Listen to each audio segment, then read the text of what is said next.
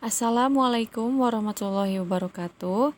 Perkenalkan kami dari mahasiswa Prodi Sistem Informasi Angkatan 2019.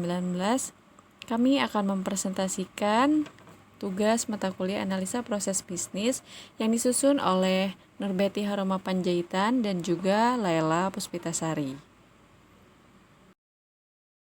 Pertama-tama, berbicara mengenai pendidikan tidak lepas dari berbagai faktor pendukung tercapainya pendidikan.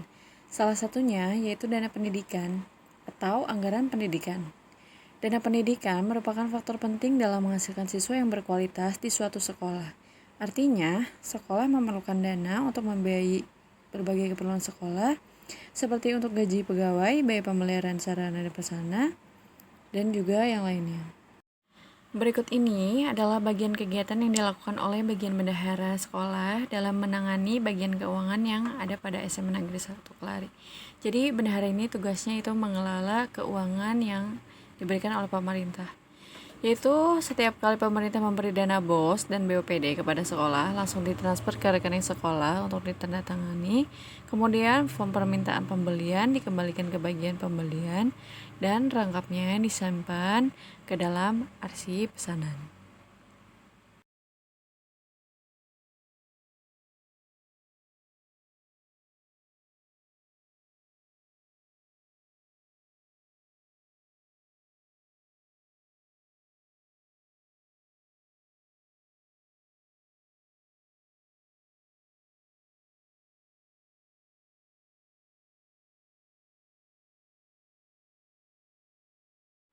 Kemudian pengajuan, transferan, atau pembayaran berdasarkan form permintaan pembelian yang sudah ditandatangani kepala sekolah. Kemudian bendahara membuat form pengajuan transferan atau disebut surat standing instruction dan diserahkan kepada kepala sekolah untuk ditandatangani dan diketahui, kemudian diserahkan kembali kepada bendahara sebagai bukti bahwa yang diingin dibeli itu sudah disetujui oleh kepala sekolah.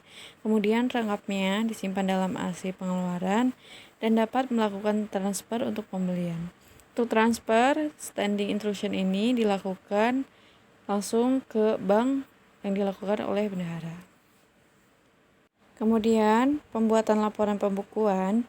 Setiap akhir bulan, bagian bendahara selalu membuat laporan pengeluaran dan laporan pemasukan berdasarkan arsip faktur dan laporan kas berdasarkan arsip laporan pengeluaran dan laporan pemasukan yang ditujukan kepada pimpinan.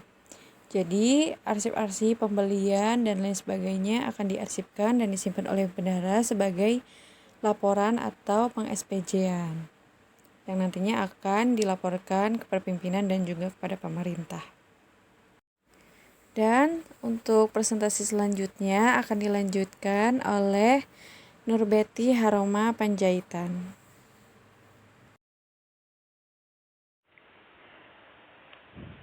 Perkenalkan, nama saya Nurbeti Haroma Panjaitan. Di sini saya akan melanjutkan presentasi dari Saudara Laila. Nah, di sini saya akan menjelaskan alur dari diagram DFD-nya. Untuk yang pertama yaitu diagram konten, di mana memiliki terminal, pemerintah, dan kepala sekolah. Untuk alurnya, pemerintah,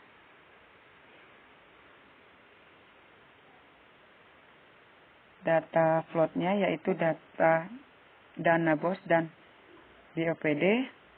Nah, setiap kali pemerintah memberi dana BOS dan BOPD kepada sekolah, langsung ditransfer ke rekening sekolah. Dan setelah ditransfer ke rekening sekolah, akan diberikan ke kepala sekolah. Dan yang kedua, di sini ada diagram overview. Untuk terminalnya itu, yang pertama saya akan jelaskan yaitu bagian pembelian. Bagian pembelian melakukan data flow atau FPP, yang dimana FPP itu adalah from permintaan pembelian. Setelah itu akan diproses di pembelian. Setelah diproses akan diarsip dan masuk ke FPP.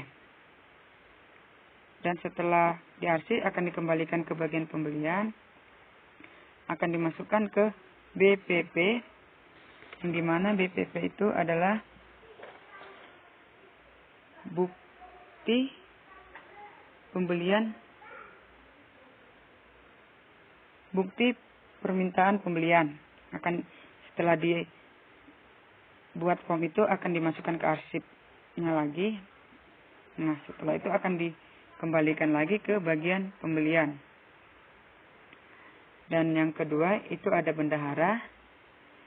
Bendahara untuk data prosesnya itu, data flow-nya itu ada FPP juga, melakukan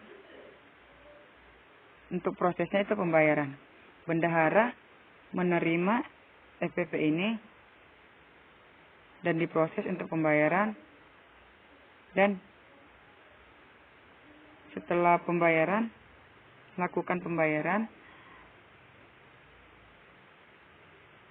Setelah ditandatangani dan di-ACC oleh bendahara, maka bendahara memasukkan formnya itu ke dalam arsipan. Dan untuk pembayarannya lagi, untuk bukti pembayaran akan diberikan ke bendahara lagi. Dan untuk yang ketiga itu, bendahara melakukan atau merekrut laporan. Yang pertama itu LP, laporan pembelian, dan LMP, laporan pembayaran. Setelah itu, bendahara akan membuat laporan BPP dan BFPPTA. Dan untuk proses pembeliannya, itu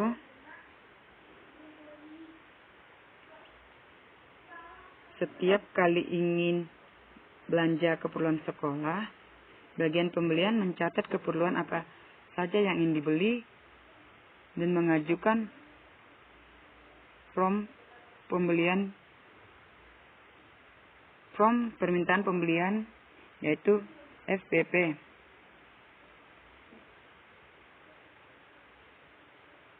Yang diberikan ke bendahara, kemudian diberikan ke kepala sekolah untuk ditandatangani.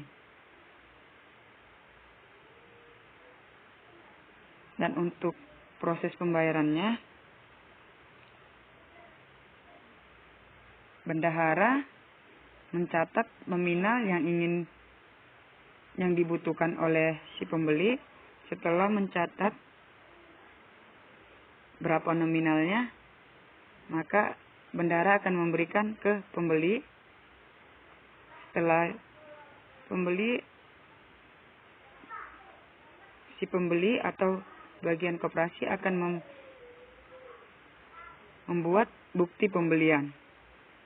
Setelah menulis akan dimasukkan ke arsip BPP, kemudian masuk ke data story penyimpanan, yaitu BPFPT-nya. Nah, untuk laporannya, bendahara akan membuat laporan BPP, kemudian memproses bukti laporan pembeliannya, lalu memberikan laporan pembelian, kemudian diarsip.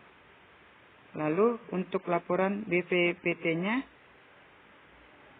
akan diproses, yaitu bendahara akan membuat bukti laporan pengeluaran, kemudian akan masuk ke arsip laporan pengeluaran. Oke, sekian penjelasan untuk alur DFD untuk